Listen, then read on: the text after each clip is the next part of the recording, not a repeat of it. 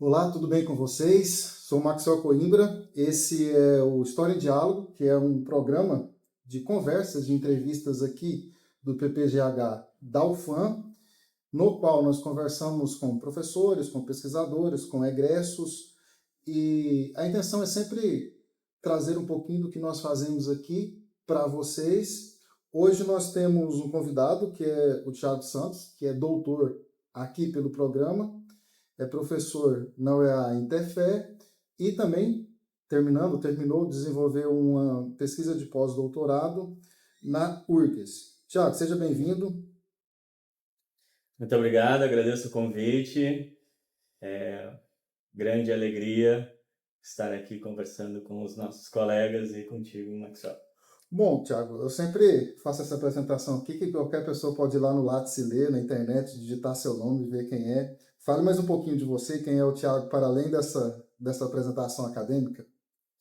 O Thiago, então, é um professor de história inquieto, que gosta de história da América, gosta de história do Brasil, gosta de história da Amazônia, que ao mesmo tempo gosta de rock and roll e Mafalda, mas também se dedica às questões ambientais, e aí então por isso a Amazônia ganha uma nova centralidade, porque nós podemos ver aí questões políticas, mas também, né, essa ideia de desenvolvimento, que a partir da história e da discussão de meio ambiente nós podemos ver uma síntese muito poderosa do processo de construção da história e da nossa sociedade. E como isso, né, no momento de mudanças climáticas, coloca essa discussão como centralidade. Então, nós, nesse momento, somos agentes e pacientes da história, né?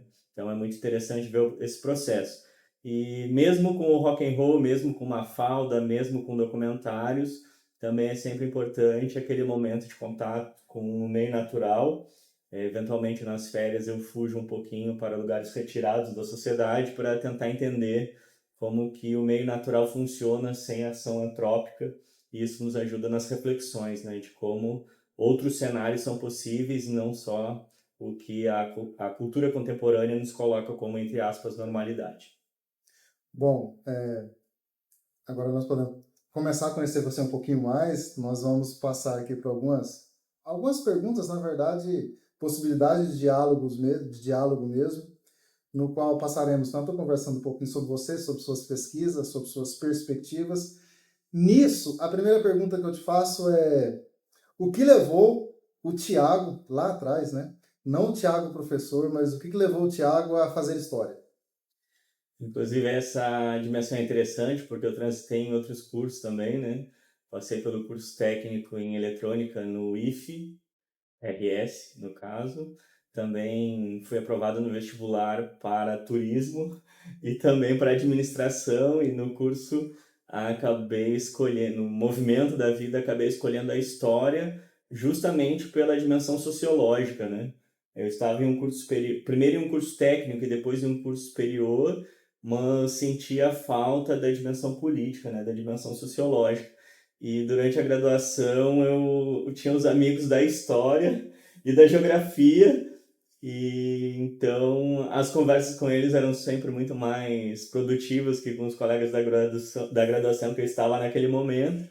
Então chegou um momento que eu optei, né, como uma reflexão no sentido da vida mesmo, independente das questões políticas, econômicas, sociais, optar pela história e seguir o caminho. Né? Naquele momento também tinha uma vinculação muito forte com grupos de educação ambiental, então acabei refletindo, buscando o sentido da vida e optando, né, pela educação ambiental e as questões ambientais e também pela história. Bom, com a sua fala, acho que desde o início que nós começamos a conversar aqui, uma questão vai levando a outra. Então, a pergunta que eu faço é: o que motivou você a investigar justamente a relação entre práticas discursivas e a construção da memória histórica no contexto amazônico, e principalmente, ou não principalmente, né, se houve algum episódio pessoal ou acadêmico que despertou esse interesse em você. Desde jovem, aí talvez em função de influência da família, né? Por exemplo, com 15 anos eu li As Veias Abertas da América Latina e também li 100 Anos de Solidão, os dois em espanhol, né? Então, de alguma forma, essa tradição cultural progressista na família, de alguma forma, serviu de direcionamento, né? Porque a questão da ditadura militar sempre me chamou muita atenção. E eu não sei por quê. Talvez foi por ter contato com uma história na escola que tinha um olhar, né, de distanciamento em relação ao período contemporâneo. Isso aí estou falando dos anos 90, né, durante o ensino fundamental. E sempre a curiosidade de saber o que tinha acontecido no período imediatamente anterior, né? Então, sempre busquei informações, né, sobre a ditadura militar, sempre foi uma discussão que me chamou muita atenção e pensando agora, talvez eu nem saiba dizer o porquê. Eu não sei de onde vem essa inquietação e talvez pense mais sobre isso a partir de agora. Não sei se pelas questões familiares, não sei se, enfim, né, pelas questões culturais. Quando comecei a ter contato com a internet no início dos anos 2000, sempre assisti muitos documentários, né, sobre ditadura militar e isso sempre me chamou muita atenção. E eu baixava os documentários naquela lentidão que era início dos anos 2000 e consumia como os jovens hoje fazem com séries, né? Como eles dizem hoje, maratonam. Lá naquela época eu maratonava os documentários sobre ditadura militar. E por um outro lado, meio naquele momento em paralelo, também a questão ambiental. Como comentei, né, transitei por alguns grupos de educação ambiental. Isso no Fórum Social Mundial em 2005 também ficou muito gritante, muito patente. Então, comecei a fazer de alguma forma uma busca de aproximar essas duas dimensões, né? A história e o meio ambiente. Na graduação eu discuti ensino de história, por essa pegada da questão ambiental. Depois, no mestrado, eu discuti educação patrimonial e educação ambiental, mas sem Amazônia. E aí, então, a minha mudança para cá em 2013 foi o que selou essa convergência, né? O que eu fazia em paralelo na década anterior, eu acabei me percebendo, né, buscando estudar a história, mas também pensar as questões ambientais aqui na Amazônia. E aí, então, a tese, por mais que não seja um trabalho de história ambiental, ele tem essa preocupação de pensar como os projetos, entre aspas, de desenvolvimento econômico para a região têm um impacto ambiental gigantesco e a ação antrópica acaba caracterizando esse que é um dos ecossistemas mais complexos, mais fantásticos, mas também, por outro lado, mais sensíveis. Então, essa preocupação de como está sendo feito o território na Amazônia se colocou como central. E aí, então, a reflexão tem esse sentido, né, de estudar a dinâmica política e social, mas sempre com essa preocupação que esses movimentos eles estão diretamente relacionados a uma dimensão ambiental, e essa dimensão ambiental muito poderosa está nos marcando a existência, né? Sempre comento em sala que até a década de 50, entre aspas, civilização só tinha impactado 0,5% o território da Amazônia e hoje nós já estamos chegando perto do ponto de não retorno nos 19%.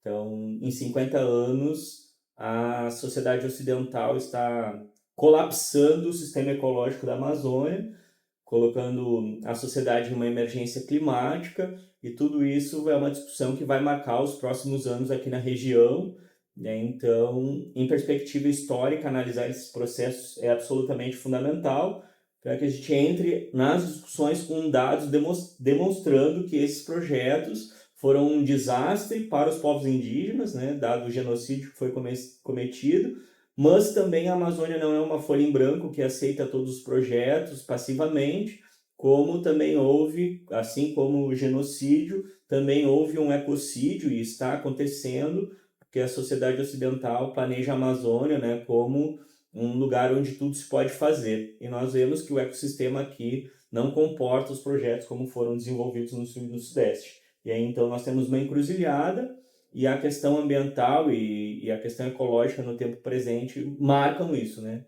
As mudanças climáticas estão aí, não é por uma vingança dos deuses, não é por má vontade do ecossistema, é porque a ação antrópica chegou num ponto, né, de inflexão e também um ponto de uma alteração muito grande dos sistemas ecológicos. Então, essas transformações são perceptíveis. Cada vez mais fogo, cada vez mais seca, cada vez mais enchentes, cada vez mais fenômenos climáticos que causam muito sofrimento para a sociedade.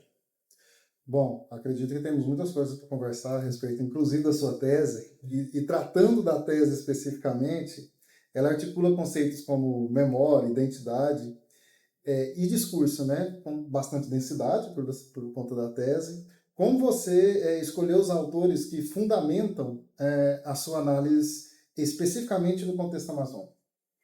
Então, os autores que eu elenquei têm diferentes, né, campos de conhecimento. Eu usei autores da geografia, como falei, a questão ambiental é importante, né, na minha reflexão.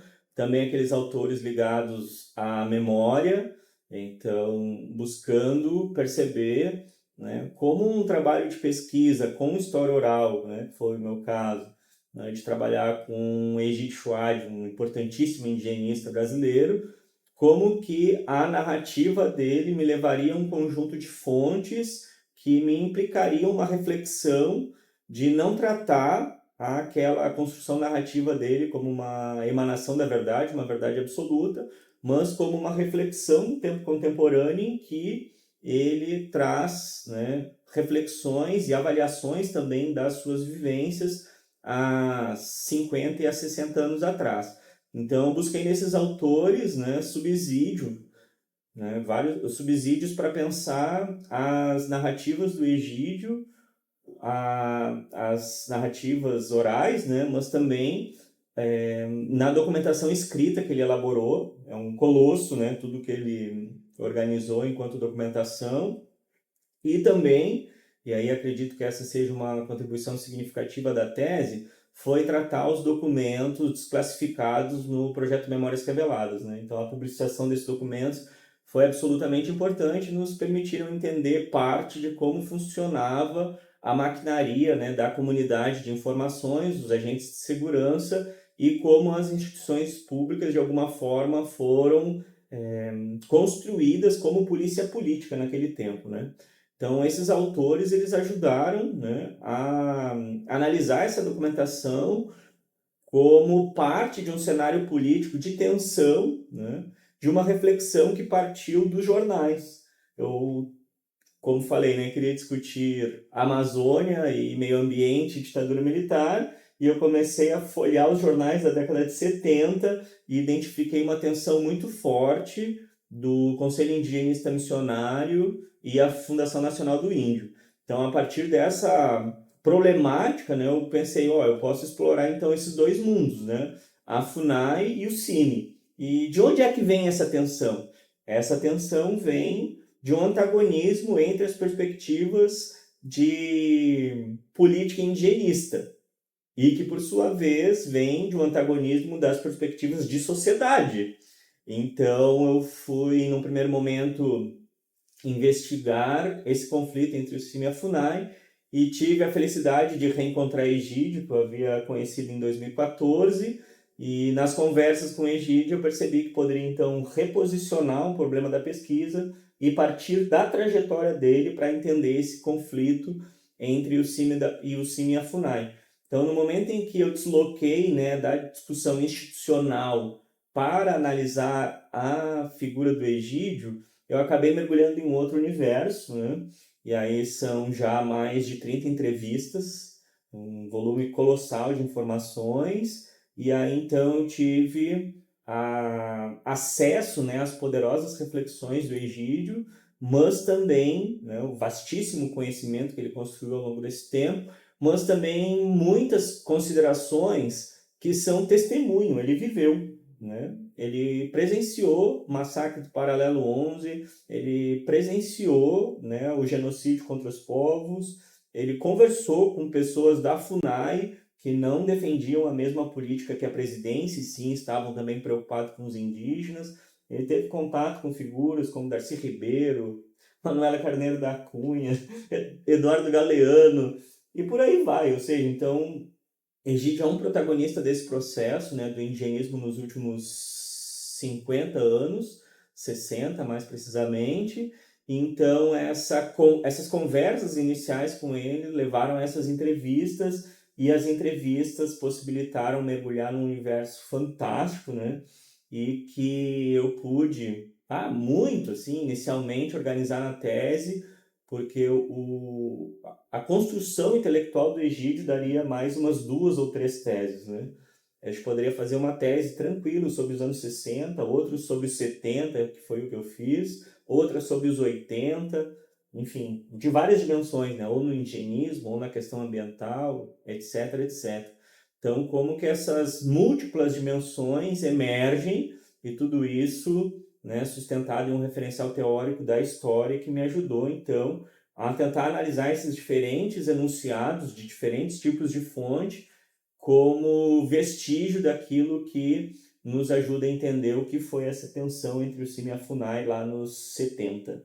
E agora, na pesquisa do pós-doc, nos 60, tentando entender, né, de onde que surgiu, no âmbito da Igreja Católica, essa discussão, entre aspas, progressista, desse grupo de indigenistas que resolveu não mais doutrinar, catequizar os indígenas, mas resolveu a viver como eles, a lutar ombro a ombro, estar com eles junto, ouvir as suas demandas, né? E aí tentar dar encaminhamento para as discussões políticas, mas sem levar os indígenas a reboque, trazendo os indígenas como protagonistas, né? E projetos que são desenvolvidos até hoje, né? Por exemplo, o CIMI está em ação, e Egídio é um dos cofundadores. A Operação Anchieta, que Egídio é um dos cofundadores também, está em ação, e desde os anos 80 se chama Operação Amazônia Nativa, que busca trazer autonomia econômica e protagonismo político para as comunidades. São importantes contribuições, né, dessa figura, grande indigenista, o Egídio, que agora são mais conhecidas do público em função desse trabalho dedicado nosso aí ao longo dos últimos 5 anos.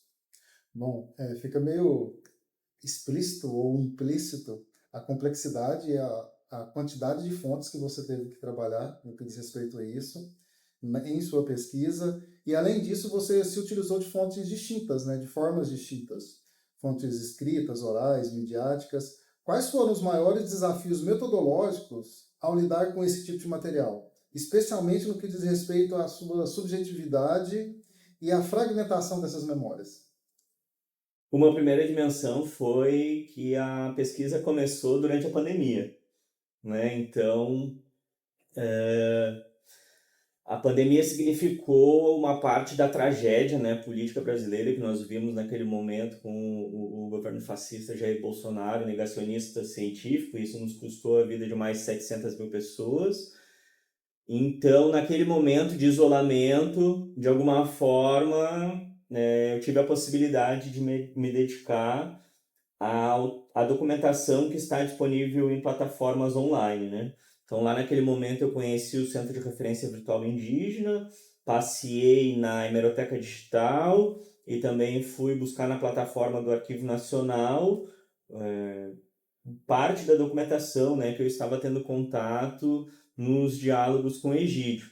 Diálogos esses que eram mediados por tecnologia, né? Em função da pandemia, não havia possibilidade de encontro presencial, então por cerca de 6 meses essas conversas foram mediadas, né, por plataformas aí de comunicação através das redes sociais. E aí então tudo isso trouxe um problemão, né? Porque fazer entrevistas de maneira mediada por tecnologia não tem a mesma efetividade, eu pude perceber isso a partir dos encontros presenciais. Então, ainda é uma discussão, né, que se está colocando no campo da história oral. E em relação a outra documentação, né, tem o Memórias Reveladas lá de 2009, que trouxe a público um volume colossal de informações, né, em relação ao período da ditadura militar no Brasil. Então, essas plataformas possibilitam, né, diferentes pesquisadores e pessoas que têm interesse na área buscar informações muito poderosas sobre aquele período. Por exemplo, a pessoa está em casa num determinado momento, ela pode ir lá e digitar o nome do pai, do avô, do músico que gosta. Não é um trabalho de história necessariamente, não é uma pesquisa, mas a pessoa pode ver como funcionou, né, a ditadura militar em relação, né, a pessoas e instituições. Isso está ao alcance da palma da mão. Isso é fantástico, né? Então, de alguma forma, a tecnologia nos ajuda a isso. Por um outro lado, também tem uma dificuldade. Por quê? Porque são milhões de documentos, né? São mais de 2,5 milhões de páginas, ou seja, é um labirinto gigantesco. Então, eu tive o cuidado, né, de tentar sempre buscar na plataforma só aquelas informações que estavam diretamente relacionadas nas entrevistas com o Egídio. Então, primeiro eu busquei só em relação ao nome dele, e já são mais de 400 documentos, alguns com 20, outros com 300 páginas, ou seja, um volume muito grande, organizado, né, pelas instituições naquele momento. E depois, gradualmente, eu fui começando a procurar em relação às assembleias indígenas que foram organizadas naquele momento. A primeira foi em 1974, e sobre os órgãos de inteligência que cerceavam essas assembleias.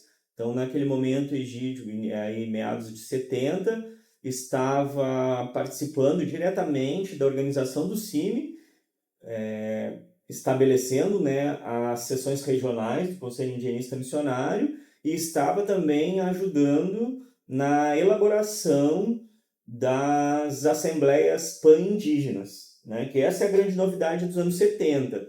Os indígenas começaram a participar dessas assembleias com representantes de diferentes povos de diferentes partes do país. Não é que não havia movimento indígena antes, existia, mas ele era muito marcadamente de forma isolada. E essa é a grande novidade dos anos 70. Os indígenas passam a se organizar de forma pan-étnica, né? Então tem representantes de diferentes povos, de diferentes partes do país. Então o Egídio começou a participar ativamente desse processo. Inclusive, nós estamos completando, né, os 50 anos da primeira Assembleia do CIMI, que foi amplamente investigada, né, pelo aparato de inteligência, e lá naquele momento também foi criada a Comissão Pastoral da Terra.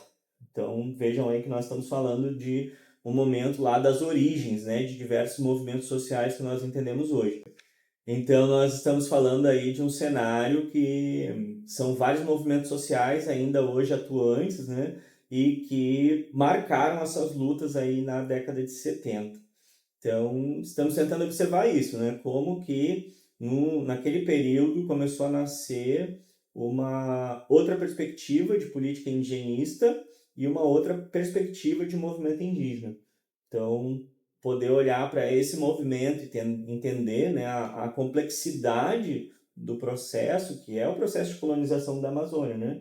Então, como que estão chegando aqui grandes projetos, grandes empreendimentos econômicos, e esses empreendimentos econômicos estão impactando sobremaneira o meio ambiente, mas também a vida das populações que aqui vivem. Só para citar um exemplo bem conhecido, a Transamazônica impactou mais de 29 povos, né?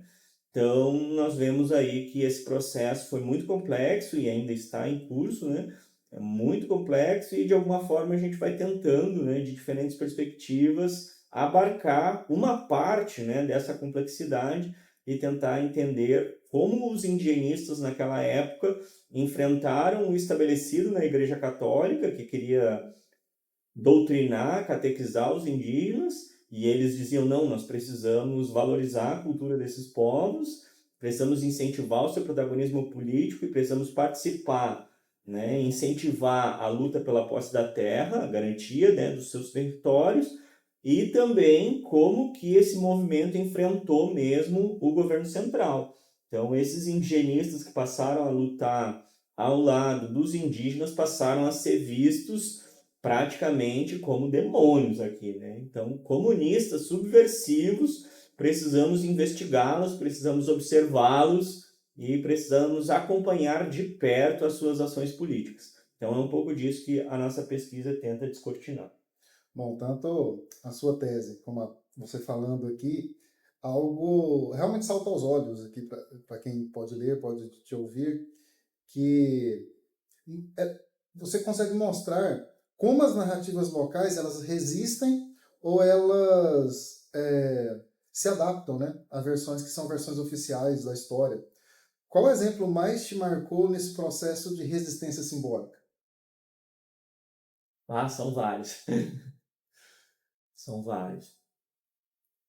O primeiro deles, e talvez seja um dos mais emblemáticos, são esses indigenistas que passaram, né, tanto do Conselho Indigenista Missionário, como também da Operação Anchieta, hoje Operação Amazônia Nativa, passaram a viver junto aos indígenas, abrindo mão dos seus valores culturais, abrindo mão da sua religiosidade e passando a viver como os indígenas viviam. Ou seja, então, esses jovens, homens e mulheres, abriam mão da sua família, abriam mão do seu ensino profissionalizante, abriam mão da vivência nos centros urbanos, no sul e no sudeste, e passavam a viver lado a lado com os indígenas, assumindo seus valores culturais.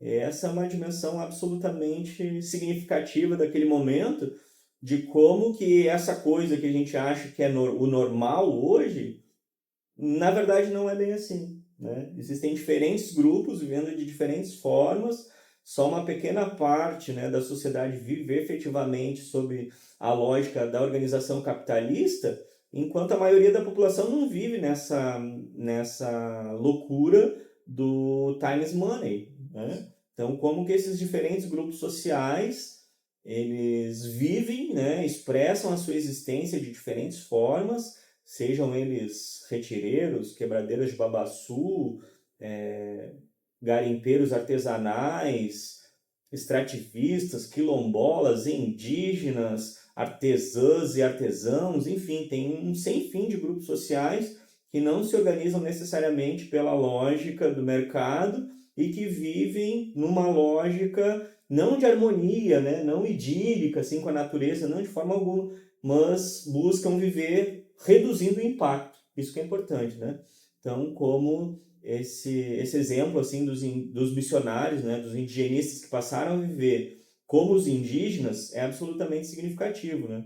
Eles, quando colocam o pé na aldeia, deixam de se vestir como os ocidentais, deixam de se alimentar como os ocidentais, deixam de estabelecer a relação com o sagrado como os ocidentais e adotam os valores da etnia que eles estão assessorando. Então, é uma matriz significativa, acho que ilustra um pouco desse conflito de mundos, né? Da chegada da sociedade ocidental que quer uma exploração intensiva daquilo que chamam de recursos naturais, contra aquelas populações que vivem e fazem florescer esse fantástico território que é a Amazônia há mais de 10 mil anos, criando espécies, né, difundindo outras. O cupuaçu, por exemplo, não existia na natureza, ele foi domesticado pelos indígenas. As castanheiras, os açaizeiros foram disseminados pelos indígenas. Então não existia uma floresta virgem.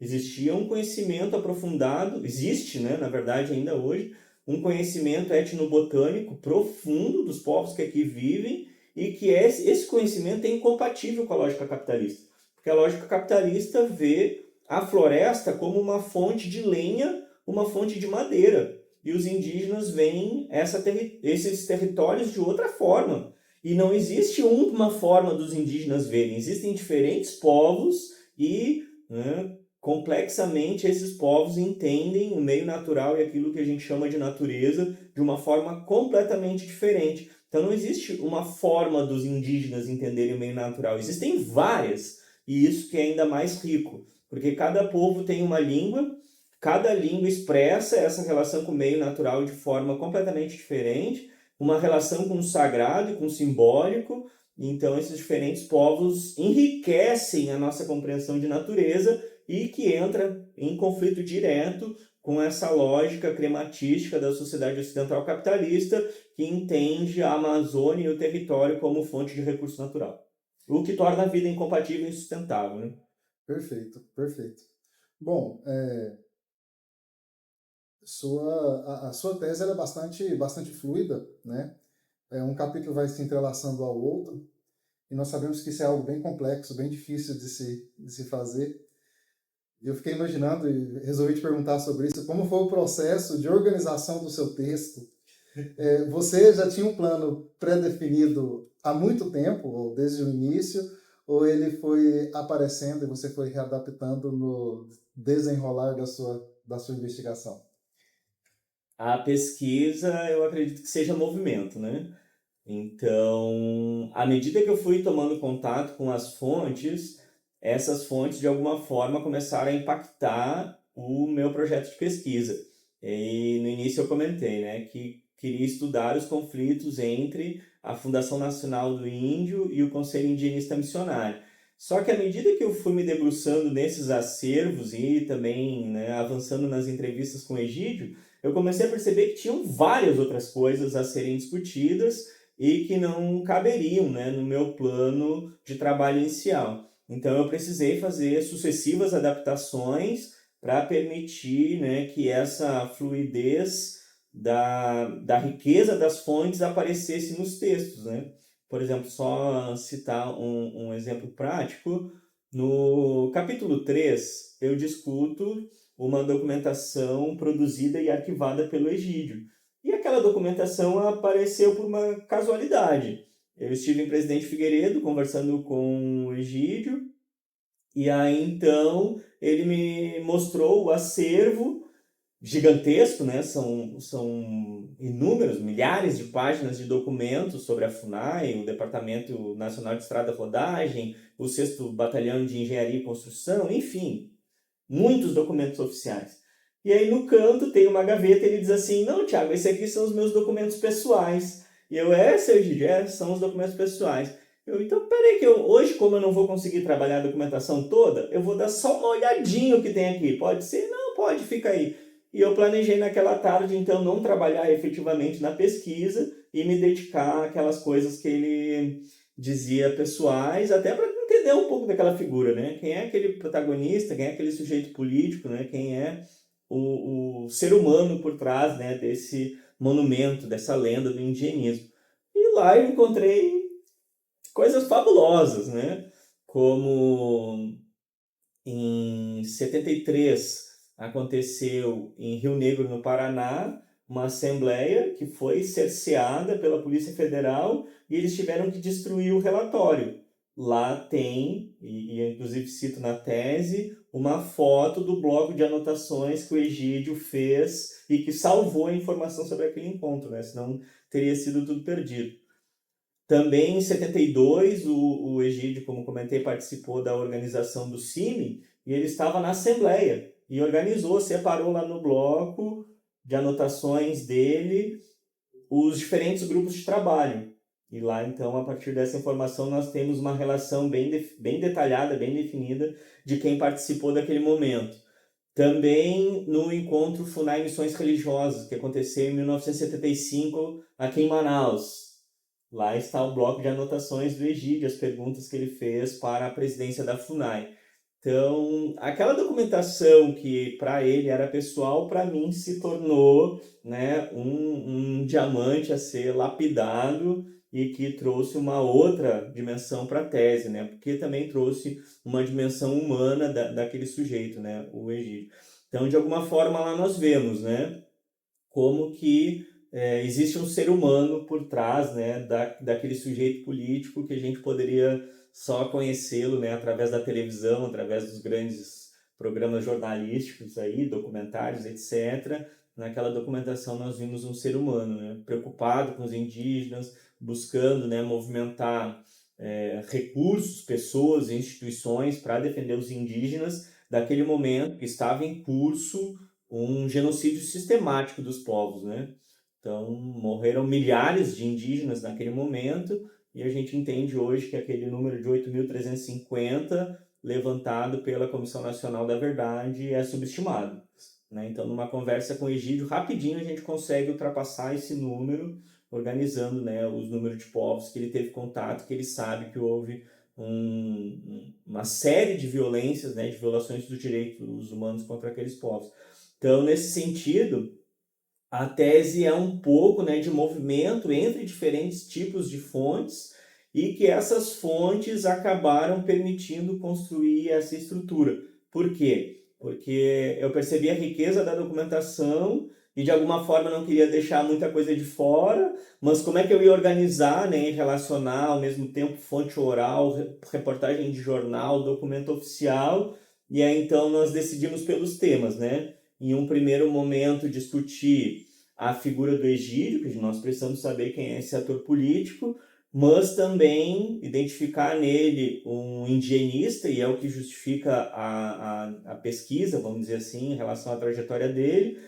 A documentação que ele organizou, que ele diz que é pessoal e que a gente consegue ver esse protagonista político de uma outra perspectiva, mas também, né, dá uma flexibilidade na estrutura da tese para permitir a análise da documentação oficial construída naquele momento e que permite descortinar uma parte do funcionamento da comunidade de informações, dos agentes de segurança e, né, essas instituições, como comentei, apropriadas, né, pelos fascistas que estavam no poder para fazer uma polícia política e investigar, cercear, prender indígenas e prender também os missionários. Eles eram acompanhados de perto e aí a gente vê que alguns deles, inclusive, morreram em combate, né? Indígenas também foram mortos sistematicamente, e aí então a gente vê que essas instituições de Estado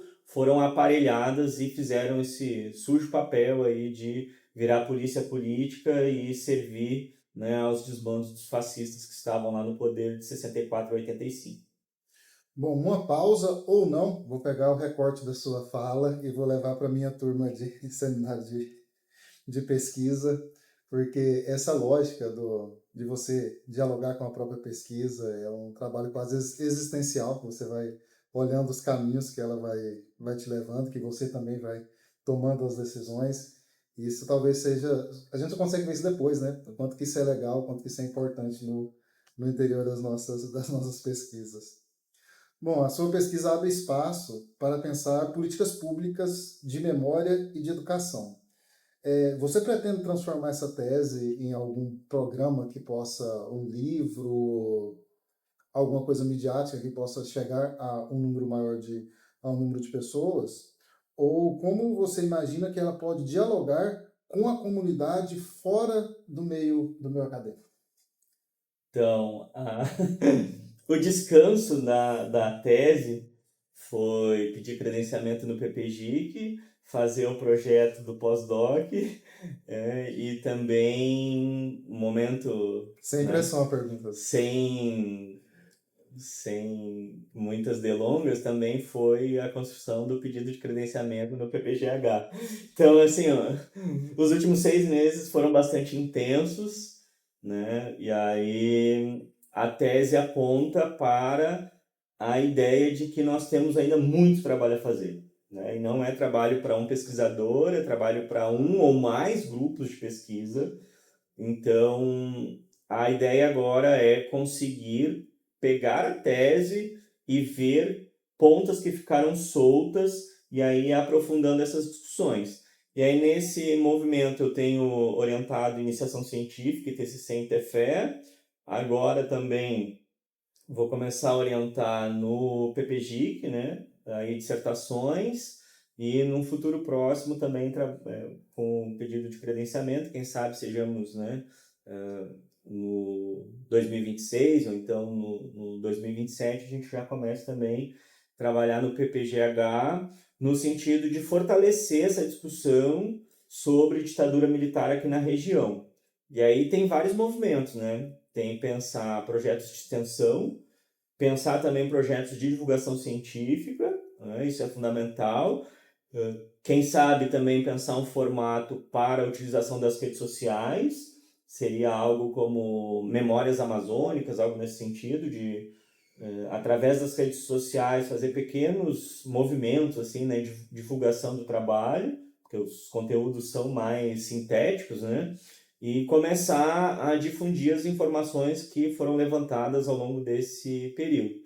Como eu estou terminando, né, o relatório da pesquisa do pós-doc, agora eu vou conseguir começar a pensar um pouco melhor nisso, mas é algo que nós já estamos tentando organizar, seja nessas orientações, né, de iniciação científica, de TCCs e mesmo agora de dissertações, aprofundar essas discussões que ficaram lá na tese, né, como pontas soltas, e partir mesmo efetivamente para a divulgação científica. E aí então a gente precisa pensar o formato, né? Aí essa é uma agenda para 2026, em um momento em que nós vamos começar a aproveitar as efemérides, né? Então, por exemplo, agora acabo de publicar um artigo sobre 50 anos atrás, o que estava acontecendo em 75. Então, o mesmo eu posso fazer em 76, pegar 76, o ano que vem, ver as efemérides e aprofundar uma discussão sobre isso. Mas o artigo é uma linguagem estritamente acadêmica, né? Então, precisamos também pensar como isso vai virar áudio, vídeo, podcast, figurinha, e começar a disputar espaço nas redes sociais para tratar da história da Amazônia e, sobretudo, uma história do campo progressista, uma história escrita de baixo para cima, para dar visibilidade para esses protagonistas anônimos que vivem na Amazônia, constroem esse território e que muitas vezes são invisibilizados, relegados ao esquecimento. Então, a Amazônia não são só projetos ufanistas, a Amazônia é construída por milhares de pessoas que vivem diariamente construindo esse território, reproduzindo a sua existência, difundindo, né, espécies, complexificando, elaborando espécies que aqui já existem, e também tem uma pequena parte que quer destruir tudo para fazer estrada, hidrelétrica, mineração, rodovia, criação de gado. Ou seja, existe também aí uma tensão, né? Então, como esses projetos que são antagônicos, eles também precisam ser visibilizados, que é uma discussão que é da história, mas que discute o tempo presente e, sobretudo, né, é uma discussão que está na agenda internacional, que são as mudanças climáticas. Então, nós podemos trabalhar o que está no tempo presente sendo discutido a partir da perspectiva histórica. E aí, então, nós precisamos fazer um mutirão, né, para conseguir dar conta dessa complexidade. E o nosso trabalho, por certo, vai tentar transitar nesse território, que é a divulgação científica, para tudo aquilo que foi trabalhado naquelas colossais 300 páginas não fique presa só em um livro, né? Nós precisamos fazer que as pessoas que têm o maior distanciamento possível da academia também possam ter contato, né, com aquelas reflexões lá colocadas. Porque essas pessoas também são parte dessa história. Perfeito. Eu até te perguntaria o que você faria pós essa pesquisa, mas acho que já fica meio explícito isso na fala, não há necessidade. Tiago, normalmente nós passamos pelos locais da vida, né, pelas casas que nós passamos pela vida, e elas nos transformam a forma como nós agimos em relação ao mundo, como nós nos colocamos enquanto profissionais, mas enquanto seres humanos também. Fale para a gente sobre sua passagem no PPGH, como que ele te ajudou profissionalmente e também pessoalmente.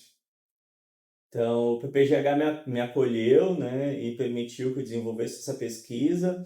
Como comentei, foram 5 longos anos, né, de trabalho, inclusive durante a pandemia, né. O ingresso é na turma 2021, mas de alguma forma eu já estava tendo contato com a documentação, já estava organizando.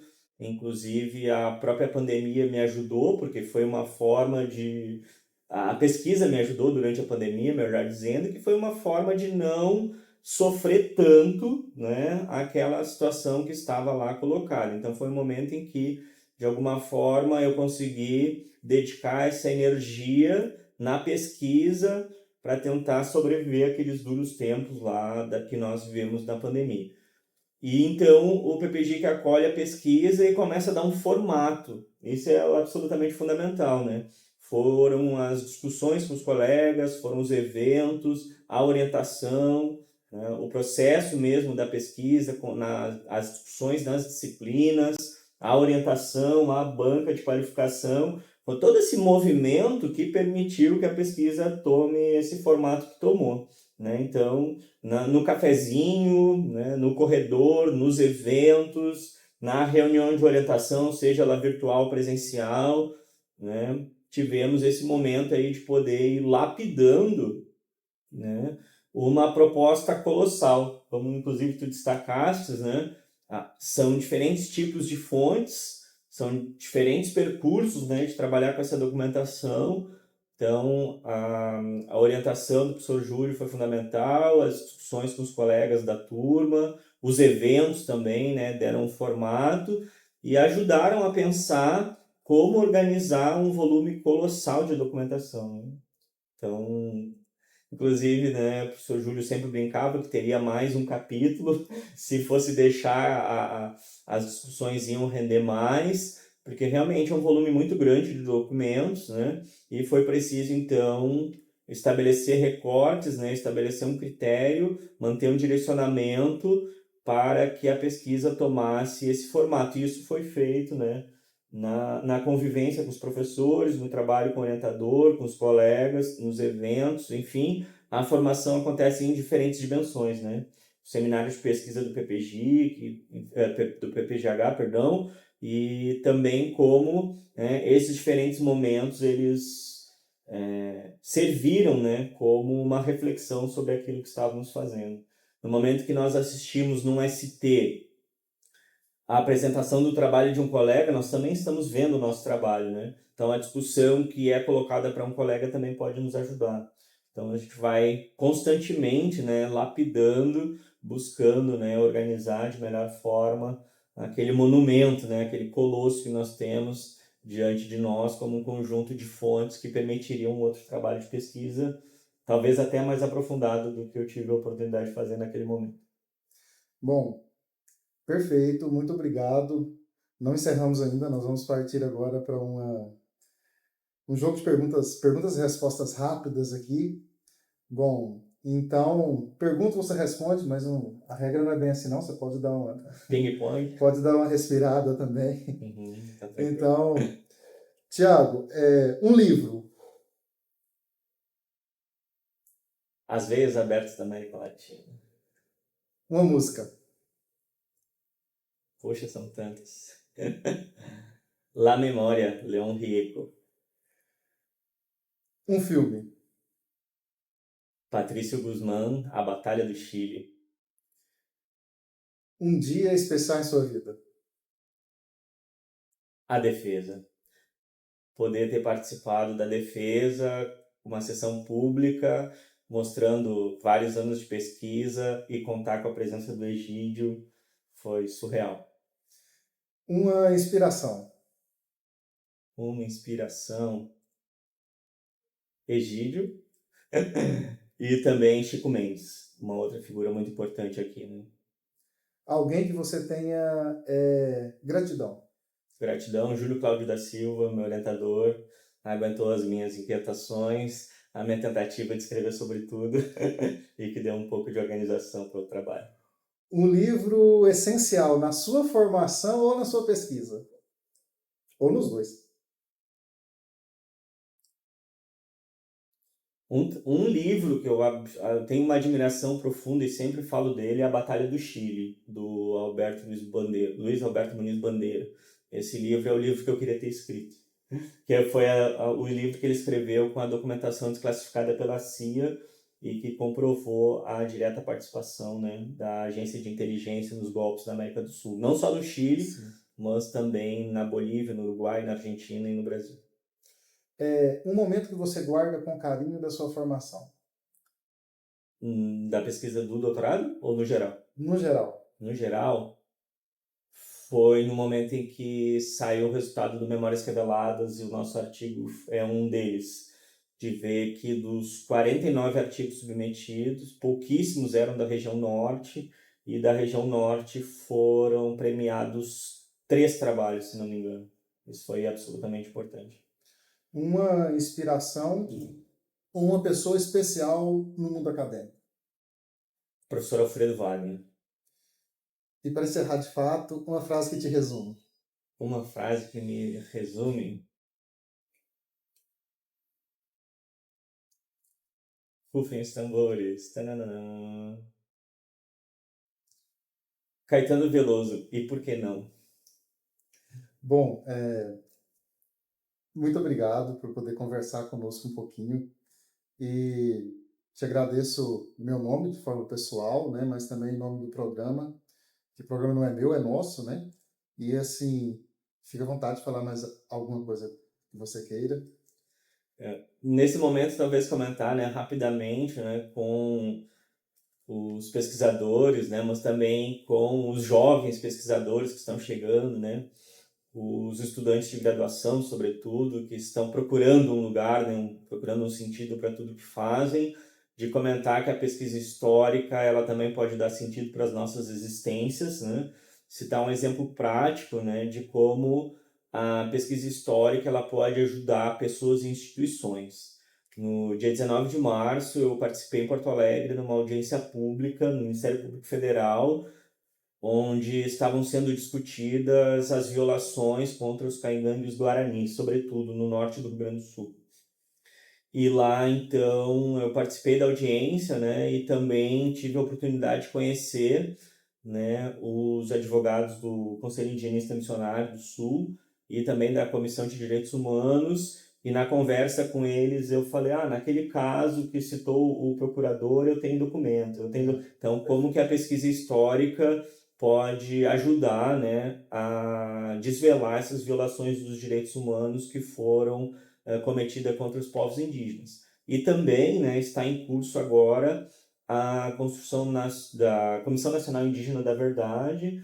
Nós, de alguma forma, estamos tentando contribuir com esse processo e como, então, que essa pesquisa pode alimentar os pedidos de reparação de violações que possam ter ocorrido contra os indígenas. E aí, como eu estou sediado em Tefé, eu vou procurar dar maior atenção para questões ligadas aí a Médio Alto Solimões. Então, como que a pesquisa histórica pode contribuir para os pedidos de reparação, como aconteceu nesse caso, né, da audiência pública em Porto Alegre, como também serviu a documentação para a pesquisa histórica que eu desenvolvi serviu também para subsidiar o pedido de anistia ao próprio Egito Chouad e à sua esposa já falecida, Dorothea Alice Miller Chouad.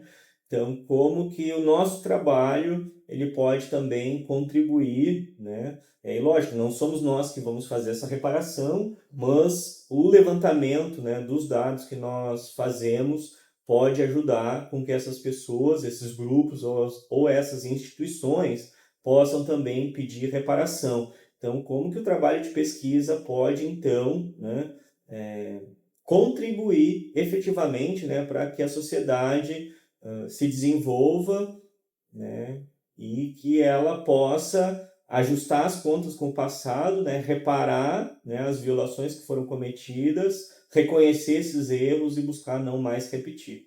E, lógico, né, seguindo aquela bandeira, a ditadura nunca mais. Perfeito. Muito obrigado mais uma vez. Obrigado a todos que nos assistem e até a próxima.